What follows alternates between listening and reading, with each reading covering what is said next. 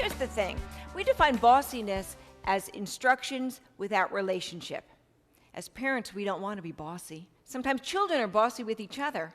But as parents, we want to remember how important the relationship is. We want to give instructions in the context of relationship. And so we need to ask that question, is this a good time or not a good time? Now, there's some children who give you the impression that there's never a good time to give me an instruction. That's where we go to step 2 for the child. Always be ready to receive an instruction. That's so important. As children enter the workforce, they always need to be ready to receive an instruction. That's what we're teaching them at young ages, 3, 5, 10 years old. When they get to be 16, 17, and they're working somewhere, they always need to be ready to receive an instruction. If the boss comes and says, I have a job for you, that 16-year-old can't say, oh, wait till I'm done with this. I got to get to the next level, like they do with us sometimes when they're working on their computer game. No, it doesn't work. You always need to be ready to receive an instruction. That's an important part for the child. So we're helping our children develop some skills in life that will help them for the rest of their lives. We're not just giving instructions so that we can get all the jobs done around the house, to make sure the room gets cleaned and the dishes get put away. We're giving instructions in a particular way so that children develop the skills they need to be successful. Karis is 5 years old. She's playing with a puzzle. Mom says, Karis, you need to stop playing right now, and I want you to get your shoes from in front of the door and put them away. So Karis gets up, and she stomps over to pick up her shoes. Mom says, wait a minute, Karis. I don't like the attitude I'm seeing. I want you to go sit quietly on the steps and think about this. Oh, Karis stomps back over here, and she sits down on the floor, plops herself down, and she starts meditating. I can't believe this family. Everybody picks on me. I hate these shoes. I can't believe my mom is always telling me to do everything. I do all the work around here. Karis is meditating on her anger. Now, we usually think of meditation as a spiritual discipline when we're praying or reading the Bible. But in the book of Psalms, the psalmist writes, let the words of my mouth and the meditations of my heart be acceptable to you, O Lord, my rock and my redeemer. Do you see what the psalmist is saying? He's saying that the meditations come out of the heart. We need to pray the same prayer. Let our meditations be in the right place, Lord. Whatever it is that we're meditating on, it needs to be the right kind of things. And then we need to help our children do the same thing. Because sometimes our children meditate on things that are counterproductive. It's not easy to help someone meditate on something different. But what we're trying to do is help you see what's going on at a heart level. Then you can motivate your children to move in a different direction, to start meditating a different way. When a child is sent to take a break and they're determining the length of time, the role of the parent is one I much prefer over time out. Because now as a parent, I'm standing here with open arms. I'm saying, come on, come see me when you're ready. I want to talk about this. I want to go through this and talk about it and deal with it, but I can't do it till you're ready. So come on, come and see me. See, as a parent now, I'm standing with open arms, willing, ready to accept my child back. It's like the prodigal son's father, standing there with open arms. That's the image we want to have with our children, the picture we want to give them after you've had a problem. You need to change your heart, but then come back and see me, because I want to talk about it. The burden for change has now been shifted to the child. In timeout, it's your job to keep them there. They have to serve their sentence. When the child's taking a break, he has to decide when he's ready. He has to come back to you for a debriefing. That's all important. You're shifting the responsibility for change to the child, an essential ingredient, we believe, in a heart-based approach to parenting. The third distinctive of taking a break is that the motivation to return is that the child's missing out on the benefits of family life. If Susie's being mean at the park, Dad might say, Susie, I want you to send her to the tree in a break and come back and see me when you're ready. What is Susie's motivation to come back? She's missing out on the benefits of park time, one of the benefits of our family. You see, what we're doing is teaching our children a very important principle. You can't have the benefits of this family unless you're willing to abide by the principles that make this family work. I know what your consequence should be. I want you to think of 3 kind things you can say to the coach. Dad, no. I can't do that. You kidding? Yes, you can. I want you to think of 3 kind things you can say. Oh, great. I'm going to say the coach. Gee, Coach, your hair is falling out in interesting patterns. Chrissy, That's not kind. Now, come on. I want you to think of something kind you can say to him. That's kind of impossible. It's not impossible. I want you to think about it. Come on, something kind. Well, gee, Coach, I like your new shorts. And that hair on your legs, well, at least I know where the hair on your head went. And that takes us to the last category in the toolbox. We call it the positive side of the toolbox, and it's a whole nother part here.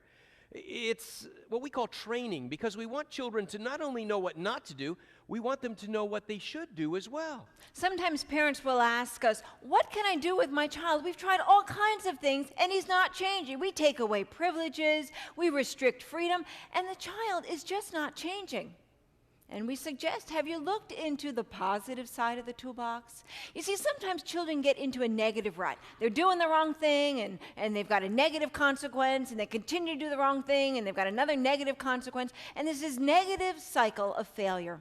And those children need to be pulled out of that cycle of failure and taught how to do the right thing. Now, I know that some of you are dealing with some rather difficult problems with your children. And so sometimes when that's the case, you try to think of a big consequence you can give your child to get his attention. And sometimes that's helpful, because God does work in the crises of our lives to change our hearts sometimes. But more often than not, what children need is several positive conclusions over and over and over again. To be able to ask the question, all right, what did I do wrong? Why was that wrong? What am I going to do differently next time? Okay, I'm going to go try again. Over and over and over again. It changes what children believe. Doesn't happen instantly, but over time we can help children make some significant changes. This positive conclusion is a routine we would suggest you use with your children every time you need to correct or redirect them. We could start with preschoolers going through these questions in a very simple form, and they begin to get used to the routine. As children get older, we can be more thoughtful. In the elementary age years, we can be dealing with thoughtful questions and neat discussions about what's going on here. We get into the teenage years, we still want to have positive conclusions. We may not ask the 3 questions in one statement, but that's our outline. That's the ground we're going to cover, even in our discussions with teens. What we're teaching our children is that when we have conflict, when we have problems, when we make mistakes in life, we need to process this. Often we need to process with other people. We need to talk it through. We need to take responsibility for our part. We need to talk about what went wrong and why it was wrong. And then we need to move forward.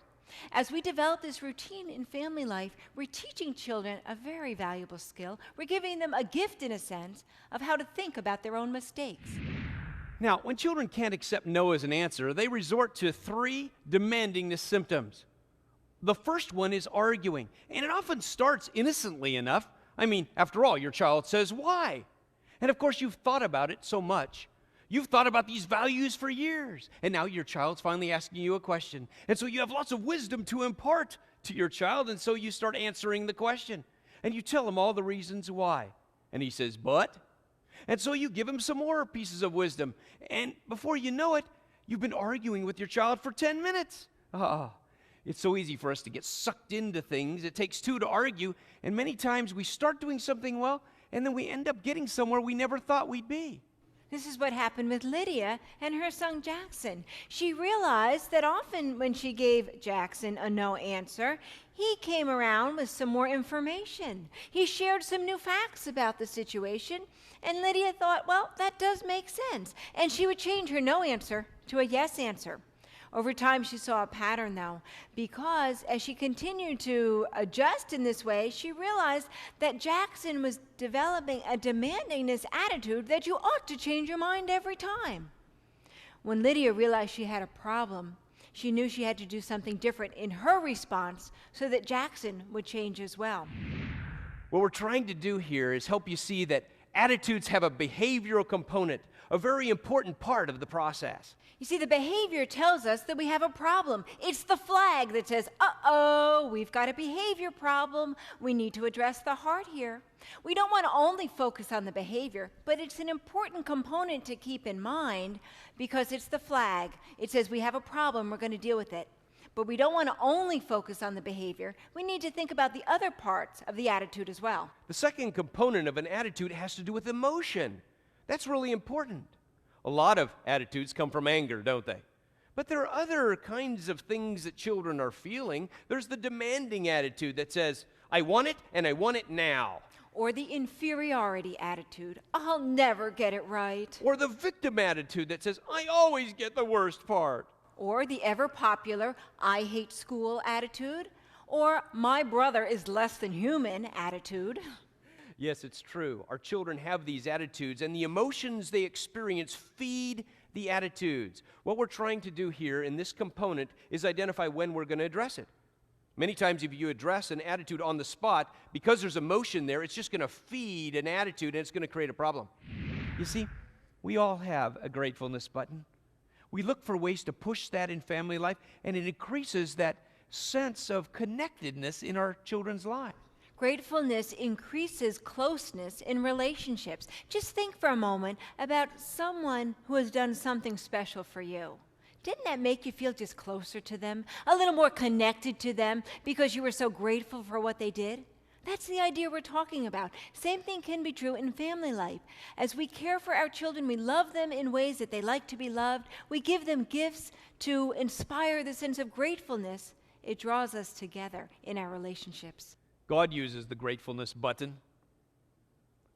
You remember when he was talking about how it's so hard to forgive? And if you're having trouble forgiving someone their debt that they have to you, turn around and remember how much you've been forgiven yourself. You see, when you recognize how much you've been forgiven, it's much easier then to turn around and forgive someone else.